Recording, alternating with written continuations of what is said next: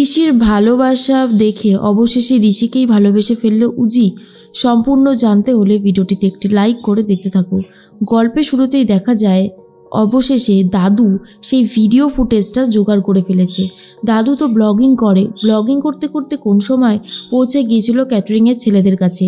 আর সেই ফুটেজটা দেখে অবাক হয়ে যায় দাদু, যেখানে দেখা যাচ্ছে স্পষ্টভাবে ক্যাটারিংয়ের ছেলেরা জুসের মধ্যে কিছু একটা ঘুমের ওষুধ মিশিয়ে দিচ্ছে, আর তাদের মুখটাও ছিল স্পষ্ট।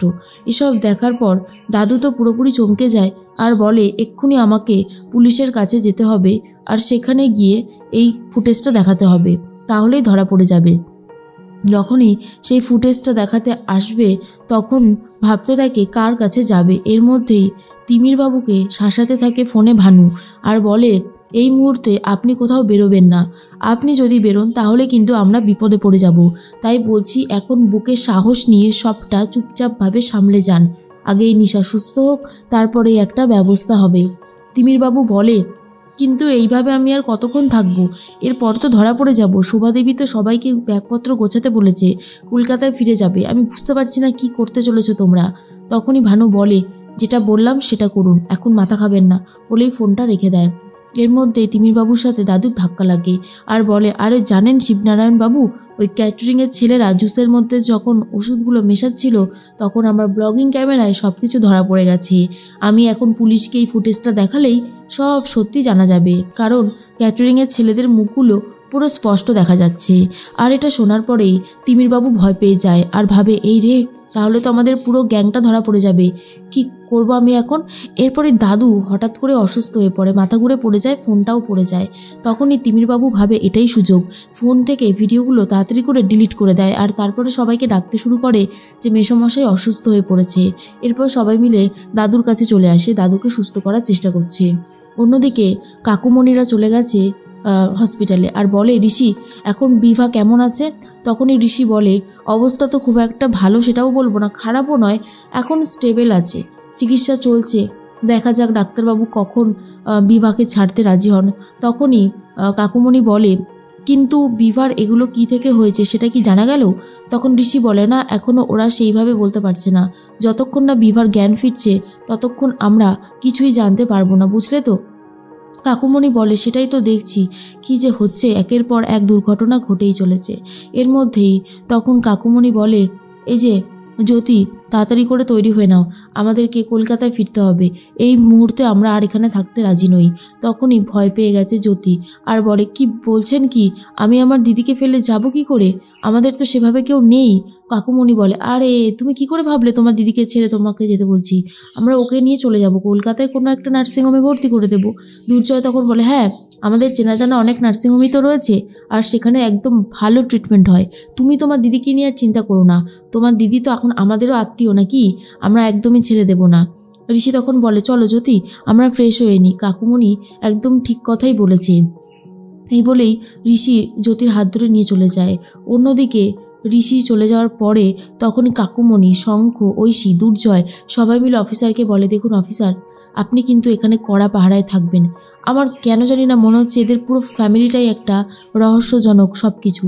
তাই বলছি এই মেয়েটা যখনই সুস্থ হবে এই মেয়েটার থেকে অনেক কিছু জানার আছে, সেজন্যই আপনাকে বলছি, আপনি বুঝতে পারছেন তো। অফিসার বলে আরে আপনি একদম চিন্তা করবেন না, আমি যখন এখানে এসে পড়েছি তখন সমস্ত দায়িত্ব সামলানোর দায়িত্ব আমার। এর মধ্যেই তিমিরবাবু বলে আচ্ছা মেসোমশাই আপনি এখন ঠিক আছেন তো। তখন মেসোমশাই বলে হ্যাঁ হ্যাঁ আমি একদম ঠিক আছি, আমার আর কোনো অসুবিধা হচ্ছে না। এর মধ্যে খেয়া এসে বলে দেখলে তো দাদু, এই জন্যই বলি তাড়াহুড়ো করো না, কত একটা বড় বিপদ হয়ে যাচ্ছিল। এরপর দাদু বলে এই খেয়া, আরে ওই যে ক্যাটারিংয়ের ছেলেগুলো জুসে যেই ঘুমের ওষুধগুলো মিশিয়েছিল ওদের সবার ছবি আমার কাছে চলে এসেছে, ভিডিও আছে, সেটা নিয়েই তো আমি যাচ্ছিলাম কাউকে দেখাতে, মাঝখানে আমি পড়ে যাই। যাই হোক এই দেখ ফোনে, যখনই ফোনে দেখাতে যায় আর দেখে সেই ভিডিওগুলোই নেই। এটা দেখার পর তো দাদু পুরো অবাক হয়ে যায় আর বলে যা ভিডিওগুলো কোথায় গেল, এই ফাইলের মধ্যেই তো ছিল। এদিকে ডাক্তারের সাথে কথা বলতে থাকে কাকুমণি আর বলে ডাক্তারবাবু কি মনে হয় এই বিভা মেয়েটির কি থেকে এই আঘাতটা লেগেছে। তখনই ডাক্তারবাবু বলে, দেখুন আমরা তো মানে প্রেডিকশন ছাড়া আর কিছুই করতে পারবো না, তবে আমার মনে হয় ভারী কিছু দিয়ে ওনাকে আঘাত করা হয়েছে, কিংবা অ্যাক্সিডেন্টও হতে পারে। আমরা এখন মানে 100% শিওর বলতে পারবো না। কাকুমনি এই অ্যাক্সিডেন্টের কথাটা শুনে ভয় পেয়ে যায়, বুঝতে পারে তাহলে কি ঐশীর গয়নাগুলো নিয়ে পালানোর সময় কি অ্যাক্সিডেন্টটা ঘটেছিল, যা সেই এই বিভা। পুরো হিসাবটা মেলাতে পারছে না, কি করবে বুঝতেও পারছে না। তখনই ঋষি জ্যোতিকে বলে, দেখো জ্যোতি, আমি বুঝতে পারছি তোমার টেনশনটা, কিন্তু তুমি যদি এরকমভাবে অসুস্থ হয়ে পড়ো সারাক্ষণ তাহলে তো খুব চাপের। তাই বলছি একটু ফ্রেশ হয়ে কিছু মুখে দিয়ে নাও, তারপর দেখছি কি করা যায়। এর মধ্যেই তখন শোভাদেবী বলে, এই তো ঋষি আর জ্যোতি চলে এসেছে। জ্যোতি, তুমি তাড়াতাড়ি করে হাত মুখ ধুয়ে নাও, আমি তোমার খাবারটা নিয়ে আসছি। বিয়ের পর থেকে একের পর এক গণ্ডগোল ঘটেই যাচ্ছে। যাই হোক, আমি আছি তোমাদের সাথে, ভয় পাওয়ার কিছু নেই। এদিকে তিমিরবাবু বলে ভানুকে, দেখলে তো কীরকমভাবে ধরা পড়ে যাচ্ছিলাম। ভাগ্যিস মেসোমশাই আগে এসেছিল আমার কাছে ভিডিওটা দেখাতে, নাহলে তো আজকে পুরো সত্যিটা সবার সামনে চলে আসতো। ভানু তখন বলে, যাই হোক আপনি এটা খুব ভালো কাজ করেছেন। আপনি খেয়েছেন কিছু? তখনই তিমিরবাবু বলে, খেয়েছি তো। ভানু বলে, যার এবার গিয়ে রেস্ট নিন, কিছুতেই ধরা পড়লে চলবে না। এর মধ্যেই দাদুর কাছে চলে গেছে ঋষি আর জ্যোতি, আর রয়েছে ঋষির বাবা খেয়া ঐশী। তখন দাদু বলে, আর বলো না দাদু ভাই, ভিডিওটা তো ছিল আমার ফোনে। আরে ওদের মুখগুলো না স্পষ্ট বোঝা যাচ্ছিল, ওদেরকে ধরা একদমই সহজ হয়ে যেত, কিন্তু ভিডিওটা না ডিলিট হয়ে গেছে মনে হচ্ছে। ঐশী বলে, কি করে ডিলিট হলো? তুমি তো ভিডিওটা নিয়েই আসছিলে দেখাতে। দাদু বলে, হ্যাঁ মাঝখানে তো আমি অসুস্থ হয়ে পড়লাম না, তারপরে আমার আর কিছু মনে নেই। তখন তো শিবনারায়ণ বাবু আমার সাথে ছিল। এরপর শিবনারায়ণ বাবুর দিকেই সন্দেহ তীর ছুটতে থাকে ঐশী, আর বলে, তার মানে কি শিবনারায়ণ বাবু ডিলিট করে ফেলেছেন? তখনই জ্যোতি বলে, কি হচ্ছে বারবার, কেন আমাদেরকে সন্দেহ করা হচ্ছে? আমি তো এটাই বুঝতে পারছি না কিসের জন্য।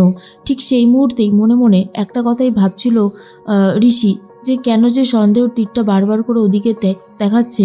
তখন ঋষি নিজের দিদিকে আঙুল দেখিয়ে কথা বলে আর বলে, শোন, তোদের এই ধারণাটা না বদলা। যা কিছু হবে সব কিছু জ্যোতি আর তার দিদি করেছে, এটা তোরা কি করে প্রমাণ করছিস? এর আগেও তো বারবার ওরা নিজেদেরকে নির্দোষ প্রমাণ করেছে, প্রমাণ দেখিয়ে। তোরা তো করতে পারিসনি, তারপর আবার বড় বড় কথা বলছিস, কি করে বলতে পারিস তুই এসব? ঠিক তখনই চলে এসেছে শোভাদেবী আর বলে, কি হয়েছেটা কি? ঋষি তখন বলে, মা তুমি দিদিকে বারণ করো বারবার জ্যোতির দিকে সন্দেহ প্রকাশ না করতে। ও হয়তো ভুলে যাচ্ছে যে জ্যোতি আমার স্ত্রী, ওর দিকে আঙুল তোলা মানে আমার দিকে আঙুল তোলা।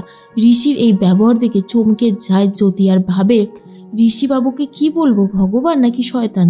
এমনভাবে মাঝে মধ্যে আগলায় যে আমি কি করব বুঝতে পারি না। এর মধ্যেই জ্যোতি তো নিজের ঘরে যায়, সেখানে গিয়ে ফ্রেশ হয়ে নেয়। আর ঋষি খাবার নিয়ে এসে বলে, নাও খাবারটুকু খেয়ে নাও, এটুকু না খেলে এরপর অসুস্থ হয়ে পড়বে, সারাদিন এমনিতেই না খেয়ে রয়েছো। তখনই ঋষিকে জিজ্ঞেস করে উজি যে, আপনি খেয়েছেন? ঋষি বলে, আমি খাইনি, তুমি এখান থেকে 1 চামচ আমাকে খাইয়ে দিতে পারো, আমার কোনো অসুবিধা নেই। তখনই ঋষির এ সমস্ত কথা শুনে জ্যোতি কি করবে বুঝতে পারছে না, আর এদিকে ঋষিকে ঠকাতেও চাইছে না, অন্যদিকে দিদিও অসুস্থ। এর মাঝখানে উজি বুঝতে পারে যে ঋষির প্রতি তার ফিলিংস জন্মে যাচ্ছে, ঋষিকে সে ভালোবেসে ফেলছে, আর ঋষিও জ্যোতিকে ভালোবেসে ফেলেছে।